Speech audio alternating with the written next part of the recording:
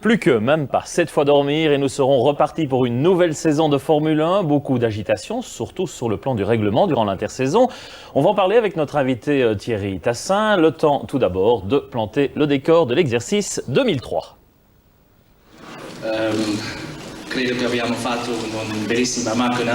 Schumacher en pleine opération charme, baragouinant quelques mots en italien. C'est vrai que l'incontestable numéro 1 du plateau n'a pas fait l'unanimité la saison dernière. Si j'étais un spectateur, j'aurais éteint la télé à mi-saison aussi. Un peu par les bouffonneries que Ferrari et Michael Schumacher ont fait. Mais surtout par celles que Michael a fait sur le podium. Et après, ce qu'il a continué à faire en Amérique, aux États-Unis, alors que tout le monde savait qu'il ne fallait plus jouer aux idiots, là, parce que les gens en avaient déjà marre. La F1, un monde renversant, passionnant, détonnant, attirant, un spectacle avec ses coups de cœur, ses artistes de génie, ses intrigues et parfois aussi ses côtés écœurants. C'est vrai que sur le plan humain, c'est pas un modèle c'est pas un exemple qu'on pourrait donner à ses enfants sur le plan humain, ça c'est sûr.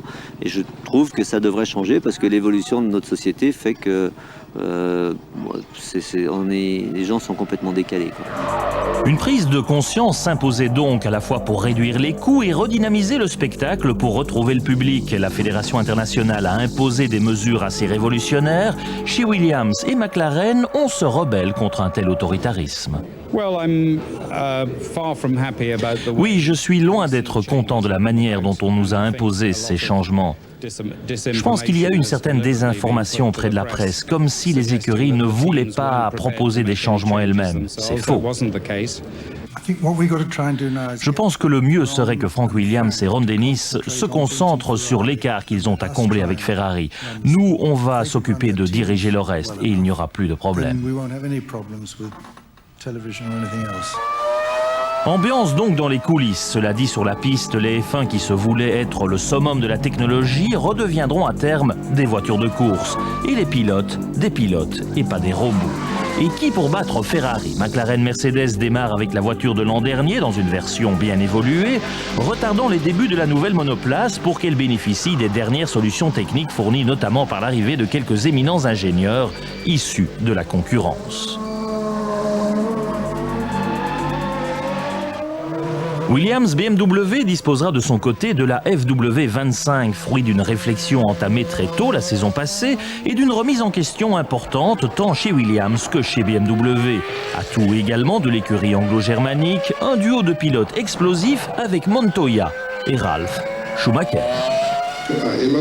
Le rouge restera néanmoins la référence. Ferrari reprend les ingrédients des succès passés, organisation, stabilité, qualité des gens, soutien humain et financier de Fiat, dynamisme, recherche permanente et un quintuple champion du monde pas du tout rassasié.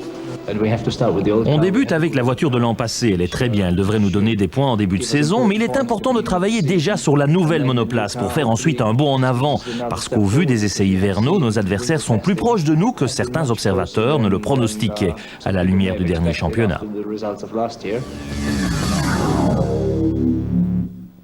Voilà, rendez-vous donc le week-end prochain en Australie. Attention, c'est une nouveauté. Nous vous proposerons désormais aussi les essais qualificatifs des Grands Prix extra-européens samedi prochain à 9h du matin. Et puis dans la nuit, le Grand Prix en direct précédé de warm-up à 3h25 du matin. Rediffusion de la totale à 9h du matin dimanche. Thierry Tassin, bonsoir. Bonsoir Gaëtan. On évoquait il y a quelques instants une nouvelle réglementation de mise en Formule 1. Je vous propose de passer en revue les points les plus spectaculaires. Il y a d'abord une nouvelle formule de qualification. Oui, 2 séances d'essais qualificatives, une le vendredi, qui sert uniquement à déterminer l'ordre de passage de la séance du samedi, qui maintenant aura lieu à 14h. Alors ces essais qualificatifs, c'est la grande nouveauté, ce sera un seul pilote, seul en piste, un tour lancé, un exercice très particulier pour un pilote, car qu'est-ce qu'il doit faire? Il est à froid, il doit trouver les limites d'adhérence de la voiture et souvent la piste peut changer de condition entre le début et la fin de la séance.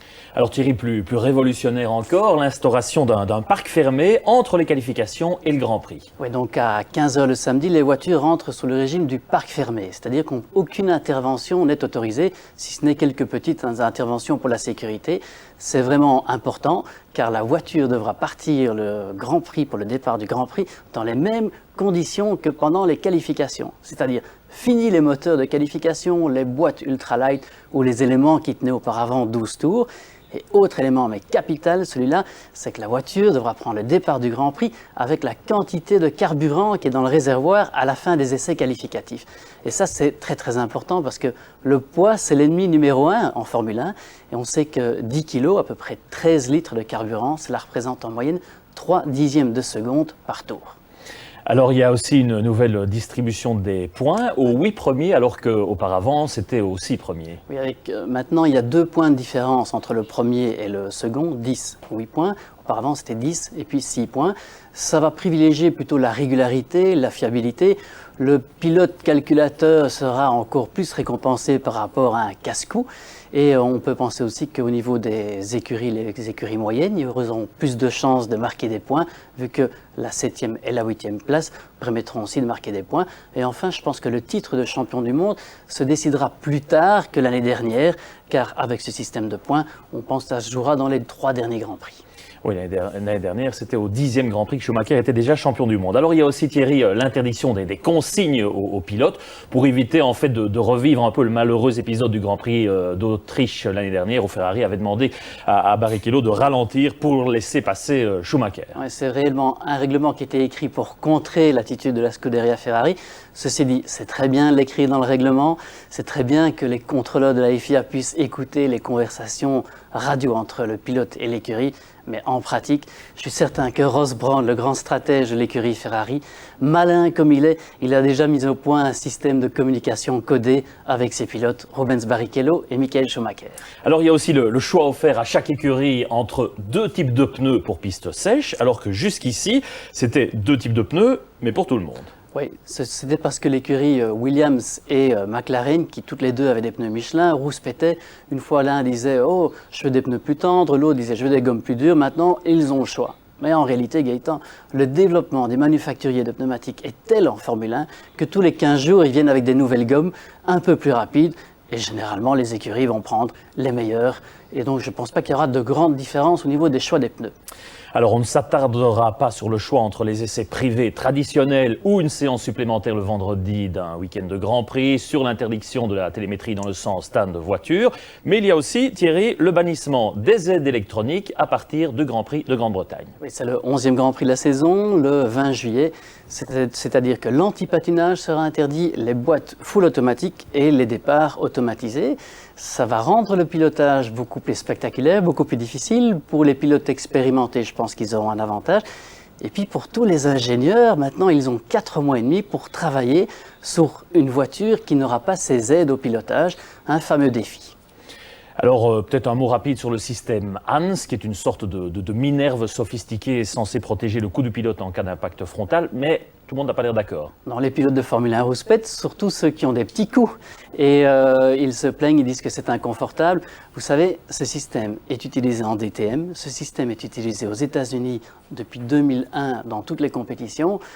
C'est au niveau de la sécurité, c'est un grand progrès. C'est sûr que c'est un petit peu inconfortable. C'est comme les ceintures de sécurité au début, comme le casque intégral, mais je crois sincèrement c'est un plus au niveau de la sécurité. Alors dernière question que tout le monde se pose, Thierry, au vu de ces règlements imposés par la FIA, est-ce que les Grands Prix seront plus passionnants ?